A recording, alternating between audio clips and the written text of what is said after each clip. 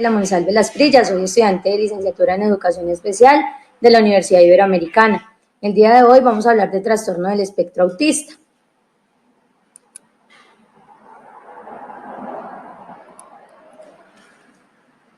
El objetivo de la actividad es promover el trabajo práctico, el uso de las tecnologías y el abordaje de las temáticas principales de la licenciatura en Educación Especial, haciendo énfasis en las dificultades del aprendizaje.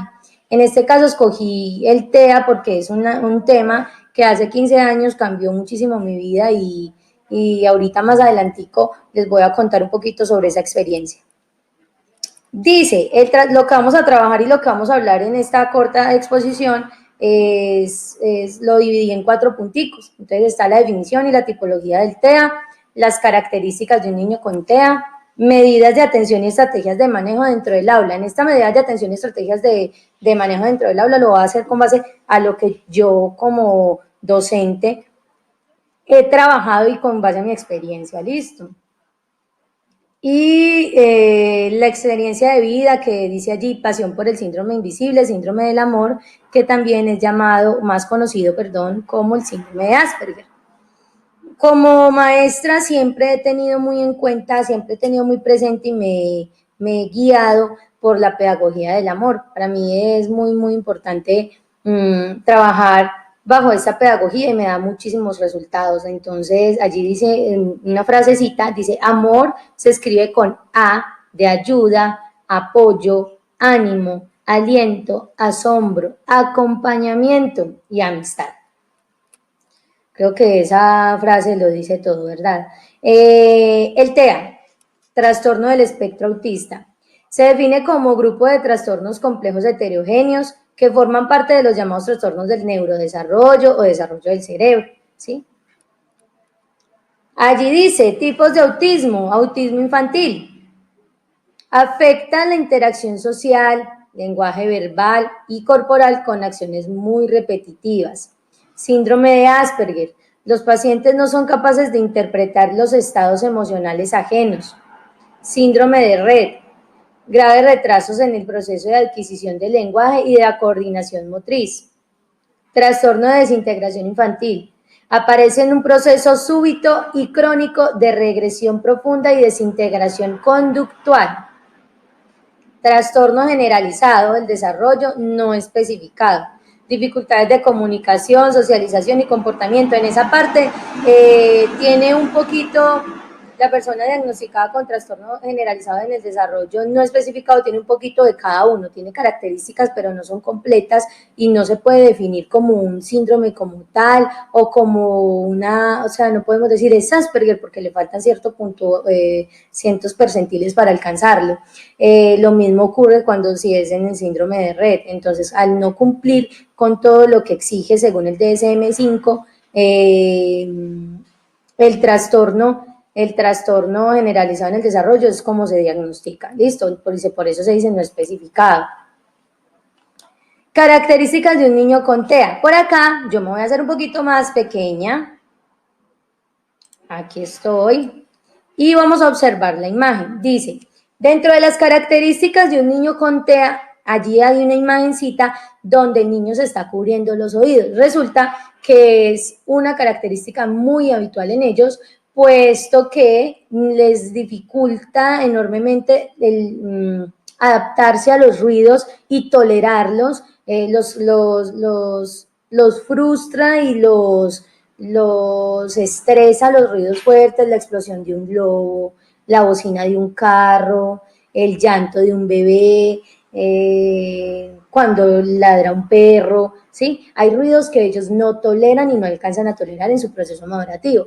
Dice, aislamiento e indiferencia hacia otras personas, falta de interés por aspectos sociales, no al contacto social espontáneo, no al contacto, falta total de interés por los sentimientos e ideas de los demás, desmotivación por comunicarse, a ellos no les interesa. En cuanto a la falta de interés por los sentimientos de las demás personas, si tú tienes contacto con un niño con TEA y entonces el niño no te quiere saludar y no te quiere dar un beso, entonces no pierdas el tiempo y dices, ay, no voy a llorar, el niño no me quiere dar un beso, no, porque él no le está interesando, o sea, a él no le interesa que tú estés llorando, eso para él no tiene sentido.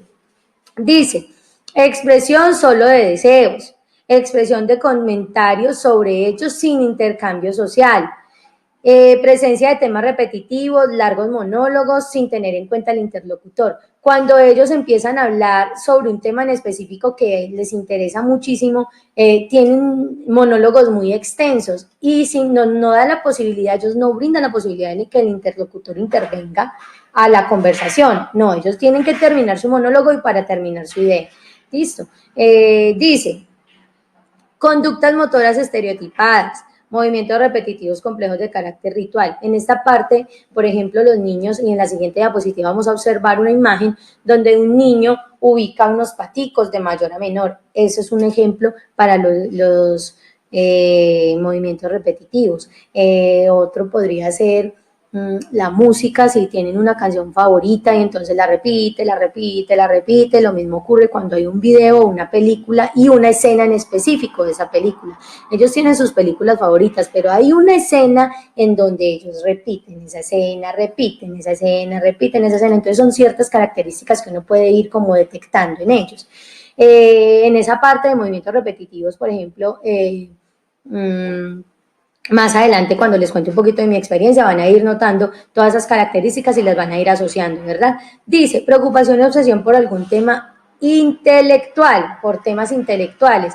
Cuando ellos se obsesionan por un tema, los apasiona un tema, ellos perfeccionan sus conceptos, perfeccionan la parte intelectual para poder conocer más sobre ese tema. Entonces, si en el caso es de carros, entonces ellos van a saber la historia de los carros, las marcas de los carros, los modelos, los colores, absolutamente todo sobre los carros. Si es con los dinosaurios, entonces ellos van a saber cuántos huesos tiene el tiranosaurio rex, los dientes, los músculos, absolutamente todo porque son extremadamente inteligentes. Dice, medidas de atención, estrategias dentro del aula, agrupaciones flexibles, desdoblamiento de grupos, enseñanza multinivel, adaptaciones curriculares. Allí en adaptaciones curriculares tenemos que tener muy en cuenta que nosotros somos docentes de educación especial. Al ser nosotros docentes de educación especial, siempre tenemos que buscar una alternativa, siempre tenemos que estar mirando adaptaciones constantes y tenemos que crear e innovar cosas para ellos. No nos podemos limitar a, por ejemplo, si tenemos 3 niños en el aula con TEA, 2 de ellos Asperger y el otro tiene un autismo infantil, no podemos pretender trabajarlos de la misma manera, porque así los otros 2 niños ambos tengan la misma condición, no tienen la misma pasión, no tienen la misma forma de expresar, no están trabajando bajo la misma terapia, porque hay diferentes métodos para trabajar con niños con TEA. Entonces siempre tenemos que tener una adaptación curricular a cada uno. Eso no quiere decir que estemos excluyéndolos, no, todo lo contrario. Tenemos que tratar de unificar el proyecto o el plan curricular regular y adaptarlo con su capacidad, con sus capacidades y con sus preferencias, ¿sí? Dice, diversificación curricular, eso también va un poquito de la mano, aulas abiertas, integración ordinaria. En cuanto a las aulas abiertas, no podemos pretender que un aula sea al aire libre y que sea perfecta, no, pero sí tenemos que tener muchísimas estrategias pedagógicas. Por ejemplo, un niño que se frustra con muchísima facilidad por el ruido, en este caso un niño con TEA, permitirle que se oxigene y que salga del aula. Entonces le vamos a decir, ay, mi amor, ¿me puedes entregar este lapicero al profesor de enseguida, del aula de enseguida? Entonces el niño en el transcurso de que sale de tu aula y pasa al aula de tu compañero, de tu colega, él se está oxigenando y va a sentir un poquito de libertad y tranquilidad en ese momento. También tenemos que darle la posibilidad de que trabajar en otros lugares. Entonces, ay, vamos a trabajar hoy en la cancha, ay, vamos a trabajar hoy en los juegos, ay, vamos a trabajar hoy en el piso, o vamos a trabajar en el corredor, o vamos a ir a saludar a la rectora, ¿sí? Tienen que buscar esas alternativas porque ellos se frustran y ellos esa parte del encierro y el ruido de los demás compañeros les puede afectar. Aquí llegamos a una parte que a mí me gusta muchísimo. Dice experiencia de vida, ya por acá yo creo que yo me puedo hacer un poquito más grande, que me vea mejor. Aquí dice, experiencia de vida. En esta experiencia de vida Resulta que las imágenes que vemos en este momento, él es mi sobrino, se llama Felipe Giraldo Monsalve, en este momento tiene 15 años ya se graduó del bachillerato. Ha sido una experiencia muy hermosa, pero también muy difícil. Él tiene síndrome de Asperger.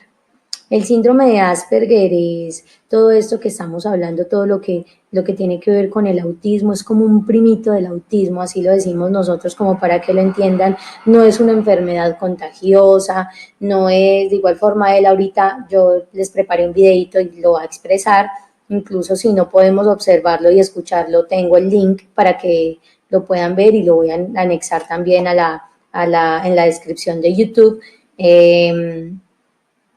Hay algo muy importante y es que cuando Felipe nació fue muy anhelado, tuvo una dificultad, recién nació a nivel de glucosa, entonces él estaba en cuidados intensivos, estuvo durante 15 días, cuando se recuperó ya venía el proceso que las secuelas, entonces que si podía caminar, que si podía ver, que si podía hablar, etcétera. Bueno, todo eso cuando pasó la parte de salud y nos dimos cuenta de que él ya era un niño sano, que estaba bien, empezamos a notar ciertas características.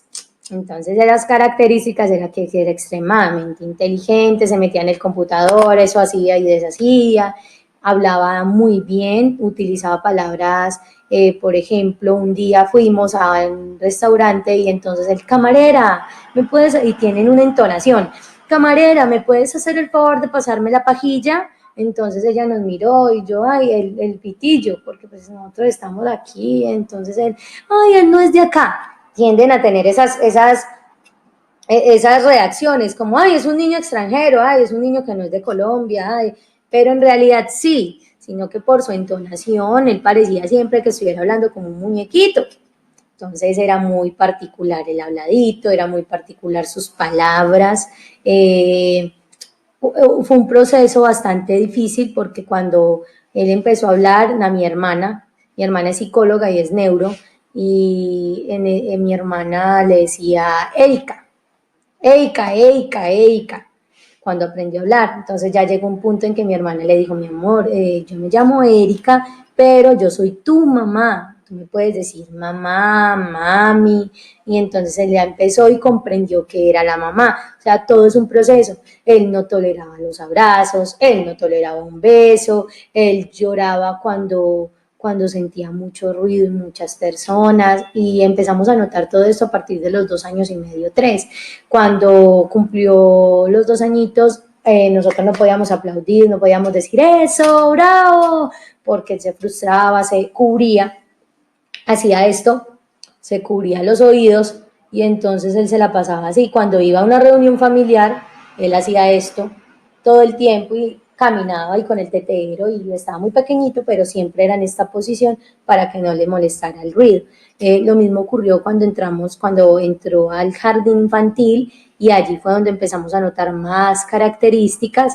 Entonces se salía del salón, mantenía corriendo, mantenía en su mundo total de fantasía. Tenía una particularidad con respecto a, voy a buscar por acá, si tengo un lapicerito por acá para mostrarles. Él es fanático de los animales, más que todo de los caballos.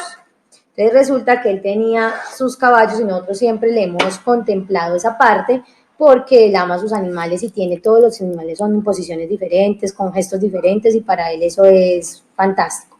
Era fantástico, ahorita ya está en una etapa muy difícil, eh, pero hemos sido bendecidos con él porque es un niño muy calmado, muy tranquilo, no es grosero, eh, es muy asequible, es muy fácil de hablar con él, de dialogar con él y de expresarle ciertas cosas para que él comprenda que su forma de ser no es un problema. Entonces, más pequeñito, él llegaba y cogía, digamos, este era el caballo. Entonces, para generar el movimiento del caballo, él hacía esto.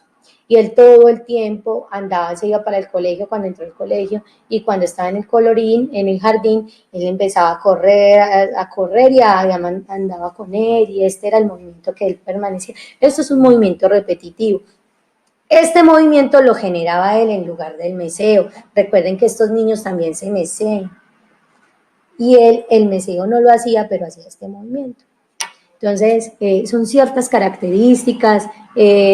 Ahorita ha superado muchísimos ruidos, la música, él incluso le encanta la música, ahorita está con el tema de las películas, la producción musical, hace pistas, graba y produce videos. El video que vamos a ver ahorita es una producción de él y en el canal lo pueden ver también. Todas las producciones de sus videos los hace él completamente, con muchísima dedicación.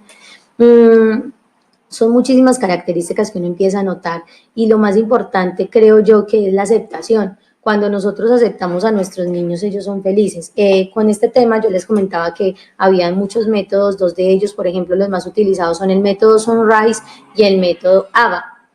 Con Felipe nosotros practicamos el método Sunrise. No es permitirle, porque ellos pasan por niños, por ellos ante la sociedad son niños caprichosos. No es eso, ellos no son caprichosos, ellos tienen sus necesidades. Si un niño le molesta, o sea, somos nosotros quienes tenemos que adaptarnos a ellos. Hay niños, por ejemplo, hay una película que se llama Thomas. Este niño no tolera el color amarillo. ¿Por qué insistimos en mostrarle un color amarillo? Si este niño ve un taxi se va a frustrar y se le va a dar una crisis. Las crisis son el meseo, el llanto, el desespero. Hay niños que se golpean, hay niños que se muerden, ¿sí? Entonces, hay ciertas cosas que, por ejemplo, nosotras trabajamos muchos con el método Sunrise. Lo más importante es que la familia lo acepte. Lo más importante es que sus padres lo acepten y lo amen. No podemos cambiarlo. Nosotros, por ejemplo, en mi caso, nosotros somos muy católicos, muy devotos del Señor de la Divina Misericordia, y nosotros jamás le pedimos al Señor de la Divina Misericordia que no lo cambie, porque lo amamos así como es, Él es perfecto. Entonces, esa perfección que debemos encontrar nosotros en nuestros hijos, en nuestros sobrinos, en nuestro familiar, para que ellos puedan ser felices. Un niño feliz es exitoso, un adolescente feliz es exitoso, una persona feliz es exitosa, y más si tiene una dificultad, entre comillas, que se puede convertir en una habilidad total. Este niño es supremamente inteligente y conozco muchos de ellos porque he trabajado mucho con niños con necesidades y son extremadamente inteligentes. Conozco más niños con síndrome de Asperger, está Santi, está Hernando José, y son niños totalmente exitosos, Maximiliano, que le encantan los aviones. O sea, son muchos, son totalmente diferentes personalidades diferentes porque vienen de núcleos familiares diferentes, y nosotros como maestros debemos entender eso. Si nosotros somos maestros en educación especial, no podemos pretender igualarlos, no podemos pretender que todo sea igual y perfecto, no. Para nosotros es fácil. ¿Cuál es la facilidad? A mí me parece que nosotros nos complicamos un poquito. La facilidad está en permitirle ser, y en acomodarnos y acoplarnos a esa forma de ser de ellos, en ser amigos, en que ellos nos vean en nosotros la posibilidad de surgir y de ser alguien importante, no en que se estanquen y que nadie sabe más que la profesora y le tengo miedo a la profesora y le tengo miedo al profesor. No, yo creo que ahí estamos un poquito equivocados. Les voy a mostrar el videito para que no nos vayamos del contexto. Ahorita nos vemos y ya se los muestro.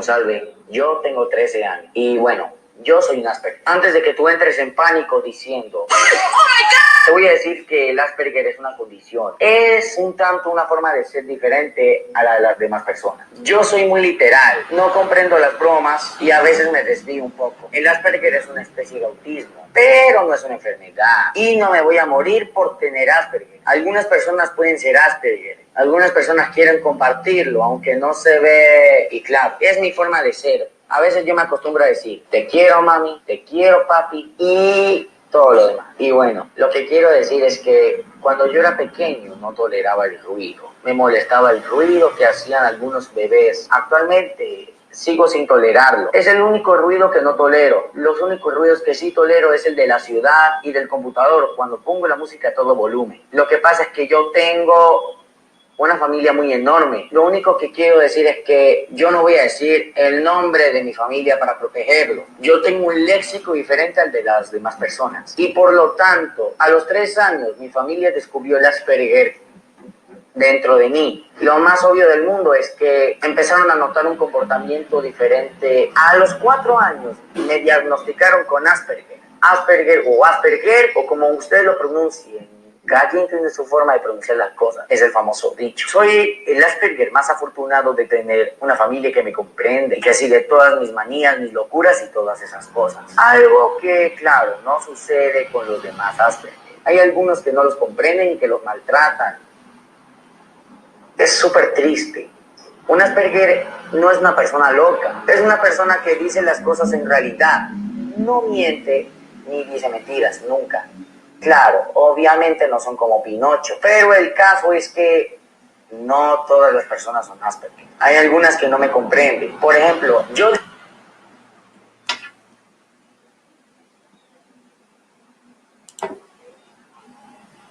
Bueno, espero que les haya gustado el pedacito del video que les mostré. De igual forma voy a anexar el link y el canal en la descripción de YouTube. Ya para terminar, quisiera invitarlos, esto más que cómo trabajar con un niño con autismo y evaluarlo es como una invitación para todos los docentes que ejercemos como educadores especiales, puesto que en cada momento debemos innovar, debemos inventar cosas, estrategias, incluso para la forma de evaluar. Si a un niño se le dificulta quedarse en un sitio o en un escritorio, si se le dificulta escribir con el lapicero, con el lápiz, entonces prestémosle un computador, una tableta, hagamos el dictado de otra forma, con una máquina de escribir, con un rompecabezas de letras. O sea, tratemos de buscar siempre las alternativas para educarlos, para evaluarlos sin generarles tanto estrés y tanta frustración. Quiero agradecerles a todos, agradecerle a la profe por el espacio, por brindarnos tanto conocimiento y por permitirnos expresar estos temas que yo sé que cuando nosotros los escogemos es porque realmente significan algo muy importante para nosotros, y quiero agradecerles, espero les haya quedado claro y aclarado muchísimas dudas con respecto al TEA, al Asperger, y espero que estén muy bien, hasta luego.